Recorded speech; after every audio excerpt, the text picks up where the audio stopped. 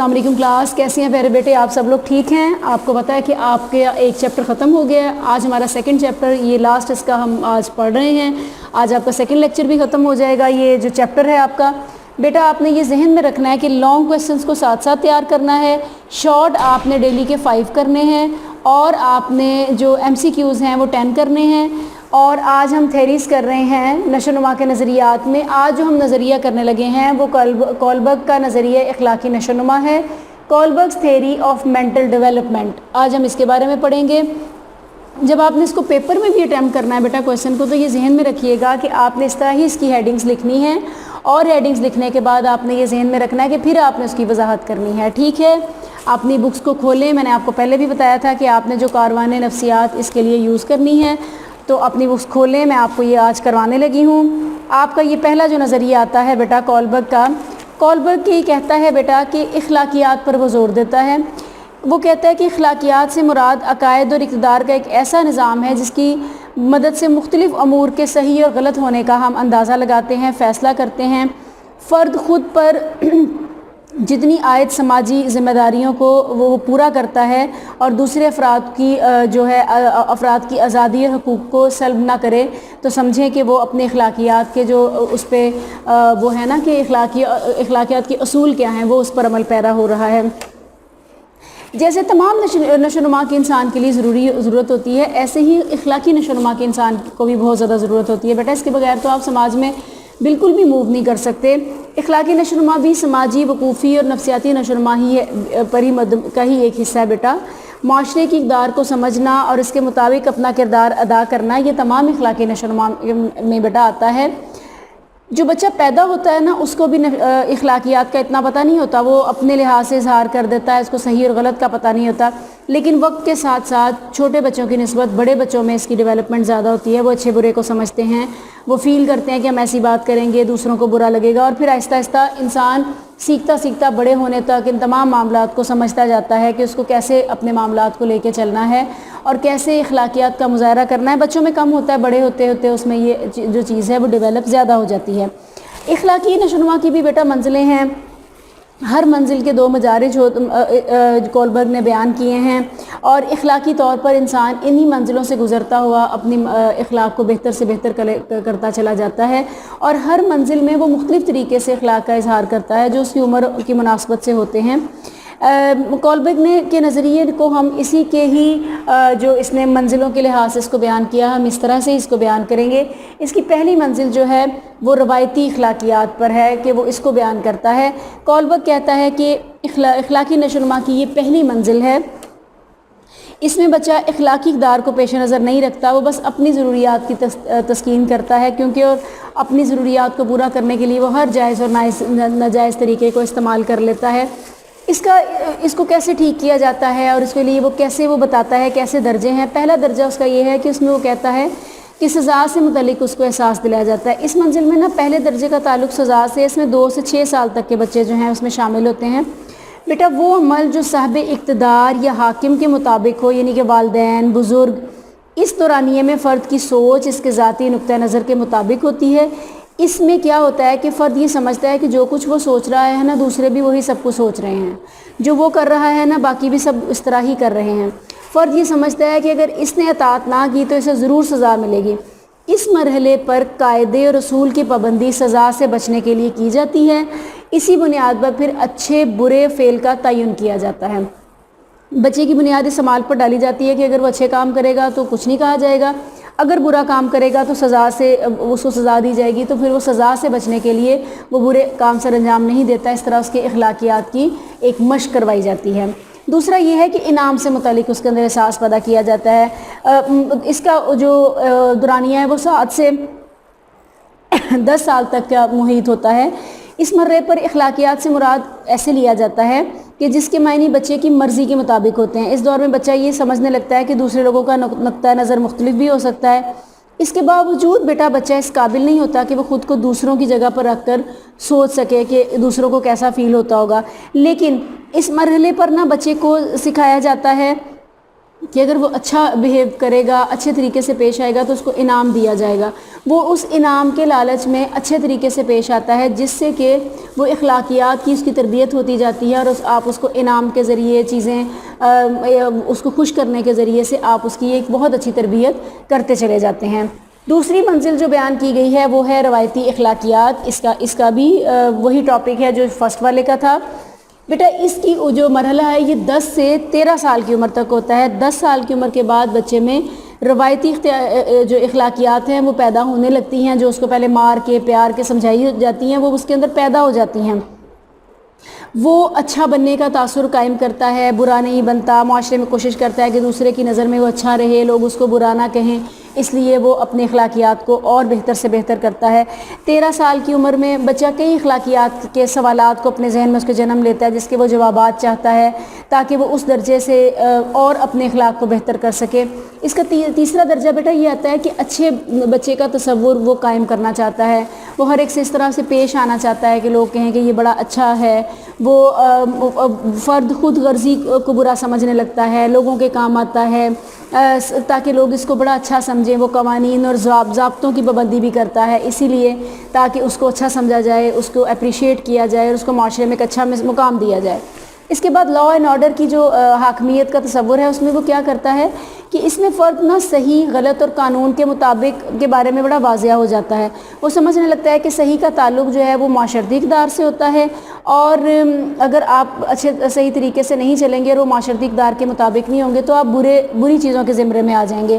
اس درجے میں فرد اپنے فرض کی ادائیگی بڑے اچھے طریقے سے کرتا ہے، قانون کی، انتظامیہ کی، سماجی تنظیم کی پیروی کرتا ہے، اور وہ قانون کو نہیں توڑتا، روایات، رسم و رواج اور سماجی اقدار کا پابند رہتا ہے، صرف اس لیے کہ تاکہ یہ اس درجے کی نشو و نما میں وہ یہ فیل کرتا ہے کہ لوگ اس کی نیت میں بڑی نیک نیتی سے وہ یہ کام کرتا ہے، اور کیوں کر رہا ہوتا ہے تاکہ لوگ اس کو اخلاقیات کے برے درجے پر محسوس نہ کریں بلکہ وہ اچھے درجے میں اپنے آپ کو شامل کرنا چاہتا ہے، لہٰذا وہ ہر وہ کام کرتا ہے جس کا ایک معاشرے کو پابند ہونا چاہیے، وہ قانون ہیں، وہ روایات ہیں، وہ اخلاقیات ہیں، لہٰذا وہ اس کی پاسداری کرتا جاتا ہے۔ تیسری منزل بیٹا آتی ہے ماں بعد روایتی اخلاقیات۔ ماں بعد روایتی اخلاقیات میں بیٹا کیا ہے کہ کولبرگ کے مطابق اخلاقی نشو و نما کی یہ آخری اور اعلیٰ درجے کی جو ہے وہ منزل ہوتی ہے۔ اس درجے پر انسان کے اندر جو ہے وہ فرد میں سماجی روایات، اقدار، نسل، دوستی، دشمنی، مذہب، ان سب سے وہ بالا تر ہو کر سوچنے کی اس کے اندر صلاحیت پیدا ہوتی ہے، جیسے کہ وہ قانون کا احترام کیوں کرنا ہے، یہ کام دوسروں کے حقوق کو سلب نہیں کرنا، انسانی حقوق کو ترجیح دینی ہے، لوگوں کے مفادات کے ساتھ نہیں کھیلنا، لوگوں کے ساتھ ایسا سلوک نہیں کرنا کہ لوگ جو ہیں وہ آپ سے بددل ہو جائیں، ہر طبقے کے ساتھ، ہر ایک کے ساتھ جو ہے اس کو مساوی حقوق دینے ہیں، ان کے ساتھ برا سلوک نہیں کرنا۔ اس کا جو اخلاقی اصول ہے بیٹا وہ یہ ہے کہ اس مرحلے پر فرد کی اخلاقیات اس کے ضمیر کے ساتھ وابستہ ہو جاتی ہیں، انسان کا ضمیر اس کو بتاتا ہے کہ کیا اچھا ہے کیا برا ہے۔ فرد انصاف، انسانی احترام، مساوات پر بہت زور دیتا ہے، اور وہ ایک حق کی کسوٹی پر چیزوں کو پرکھتا ہے کہ اگر یہ غلط ہے تو یہ سب کے لیے غلط ہے۔ اس کا جو بیٹا 7واں درجہ وہ بتاتا ہے کہ ان میں یہ سب سے عالمی جو اخلاق کا درجہ ہے وہ یہ ہوتا ہے کہ اس پر بہت کم لوگ فائز ہوتے ہیں، کہ اس میں انسان جو ہے وہ اخلاقیات کے بین الاقوامی اصولوں کو اپناتا ہے، وہ عزت، انصاف ہر ایک کو فراہم کرتا ہے، اپنی ذات کو بھی بھول جاتا ہے لیکن اچھائی کو اتنا اپناتا ہے کہ اس کے لیے اس کو جتنا بھی نقصان برداشت کرنا پڑے وہ اس نقصان کو بھی برداشت کر جاتا ہے، صرف اس لیے کہ کیونکہ وہ ان روایات کو، ان اخلاقیات کو سب سے مقدم رکھتا ہے۔ یہ افراد کم ہوتے ہیں لیکن ایسی بھی نشو و نما ہوتی ہے، ایسے بھی ذہن کے لوگ ہوتے ہیں جو کہ اس چیز کو پسند کرتے ہیں اور پھر وہ اپنے اندر ان عادات کو پاتے ہیں، بے شک ان کو جتنی مرضی مشکلات کا سامنا کرنا پڑے۔ کولبرگ کے نظریات پہ بہت سی بیٹا تنقید کی گئی، ناقدین کا یہ کہنا تھا کہ جی یہ جو اخلاقیات ہے انسان ماحول سے بھی بہت کچھ سیکھتا ہے، لوگوں سے بھی بہت کچھ سیکھتا ہے، محض اخلاقی سوچ اور خیالات پر ہی سے ہی کردار نہیں بن جاتے، بلکہ اس سے جو ہے وہ افراد جو ہیں وہ بہت سی چیزوں سے اپنے اخلاقیات کو بدل لیتے ہیں، اس لیے اس پر تنقید بھی کولبرگ کے نظریات کے اوپر، اخلاقیات کے اوپر کی گئی ہے۔ لیکن اس میں کوئی شک نہیں کہ انسان اب بہت سی چیزوں سے اپنے اندر اخلاق پیدا کرتا ہے، اچھے بننے کے لیے، بری صف میں نہ آنے کے لیے، مذہب کے ساتھ لگاؤ رکھنے کے لیے، معاشرے کے ساتھ اپنی مطابقت رکھنے کے لیے اپنے رویے کو اچھا رکھتا ہے تاکہ اس کے اندر پازیٹیوٹی رہے اور لوگ اس کو ایک اچھے اقدار کا مالک سمجھیں نہ کہ برے اقدار کا مالک سمجھیں۔ اس کے بعد نا ہمارا قرآن اور تخلیق جو ایک تخلیق انسانی ہے بیٹا، یہاں تک یہ نظریہ ختم ہو جاتا ہے۔ یہ آپ کا ایک الگ ٹاپک ہے قرآن اور تخلیق انسانی۔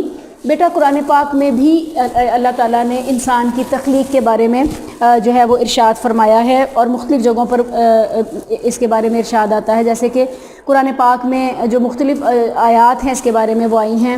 انسان کو مٹی سے پیدا کیا گیا، انسان کھنکھناتے ہوئے گارے سے پیدا ہوا، انسان ماں کے پیٹ سے پیدا ہوا، انسان خون کی بوند سے پیدا کیا گیا، بے شک انسان کمزور پیدا کیا، انسان اچھی صورت میں پیدا کیا گیا، انسان جلد باز پیدا کیا گیا، انسان کی پیدائش نفس واحد سے ہوئی، انسان کی پیدائش پانی سے ہوئی۔ یہ مختلف ارشادات ہیں قرآن پاک کے، جو چھوٹی چھوٹی آیات ہیں اس کے حوالے دیے گئے ہیں۔